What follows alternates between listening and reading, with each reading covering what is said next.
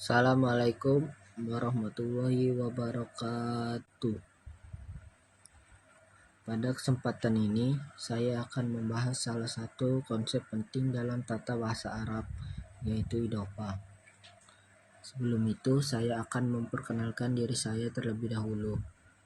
Perkenalkan, nama saya Ridho Alfat dengan NIM 2505 1450231. Saya berasal dari Fakultas Sains dan Teknologi, jurusan Sistem Informasi. Sekian perkenalan diri saya. Saya akan melanjutkan penjelasan materi tentang idofa. Apa itu idofa?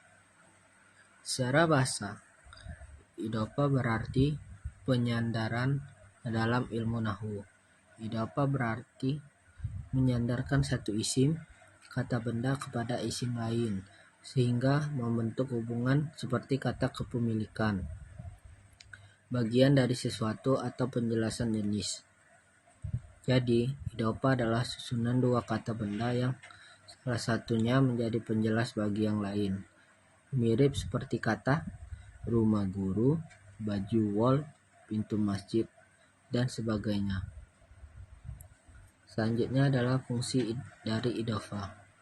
Fungsi idofa, penyandaran dua isim, adalah untuk menciptakan makna baru dengan menghubungkan dua kata, sehingga membentuk satu kata majemuk yang memberikan makna kepemilikan, asal-usul, atau keterangan tempat dan waktu. Fungsi utama idofa adalah menyandarkan isim pertama mudhof kepada isim kedua mudhof ilaih. Selanjutnya, ada tiga macam idofa. Yang pertama adalah idofa hakikiyah. Idofa hakikiyah adalah idofa yang menunjukkan hubungan nyata, konkret, atau kepemilikan antara dua kata benda. Yang kedua adalah idofa maknawiyah. Idofa maknawiyah adalah idofa yang menunjukkan kepemilikan atau hubungan makna. Ciri mudhof ilaih selalu majrur, makna seperti milik, bagian dari, atau termasuk. Dan yang terakhir adalah idofa lafziyah. Idofa lafziyah adalah idofa yang bertujuan meringankan pengucapan. Biasanya mudhof berupa isim fa'il, isim maf'ul, atau sifat. Idofa terbagi menjadi dua struktur. Yang pertama adalah mudhof. Tidak boleh memakai al, tidak boleh memakai tanwin, i'rabnya sesuai posisi kalimat. Yang kedua, mudhof ilaih. Mudhof ilaih selalu majrur, berharokat kasroh, boleh memakai alif lam, boleh memakai al atau tanwin, berfungsi sebagai penjelas bagi mudhof. Selanjutnya adalah cara cepat memahami idofa. Cara cepat memahami idofa, jika dua kata benda berdampingan, cek ciri mudhof dan mudhof ilaih. Kata pertama tanpa al dan tanpa tanwin. Kata kedua selalu kasroh. Jika cocok, itu idofa. Selanjutnya, manfaat menguasai dari idofa. Yang pertama, memudahkan menerjemahkan teks Arab karena banyak kalimat Arab memakai struktur idofa. Yang kedua, memahami makna. Lebih tepat, kita bisa mengenali hubungan antar kata, apakah milik, bagian, jenis, atau penjelasan. Yang ketiga, sangat penting dalam membaca kitab kuning. Kitab klasik penuh idofa, biasanya tanpa harokat. Dan yang terakhir adalah membantu dalam membuat kalimat Arab yang benar, seperti rumah saya, nama temanmu, guru bahasa Arab, dan seterusnya. Contoh kalimat idofa. Contoh kalimat idofa dalam kalimat penuh.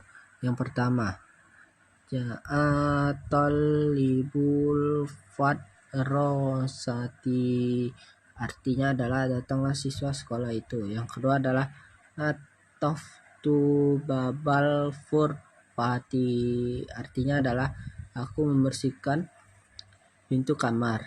Dan yang terakhir, samitu sautaroihi, artinya adalah aku mendengar suara angin. Selanjutnya, idhofah dalam Al-Quran.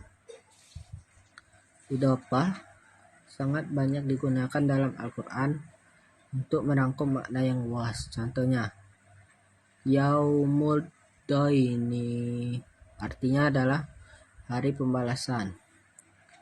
Ibadur Rahmani, artinya adalah hamba-hamba Allah Ar-Rahman.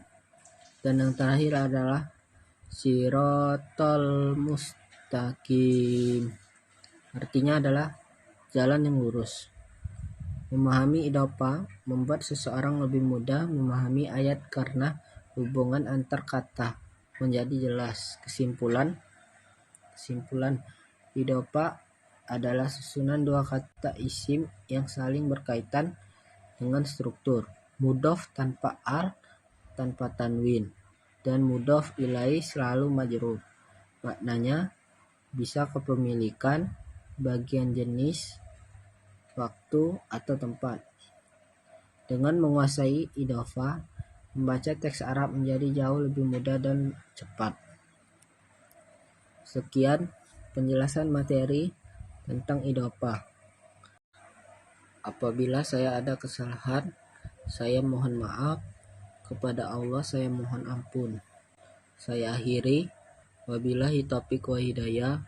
Wassalamualaikum warahmatullahi wabarakatuh.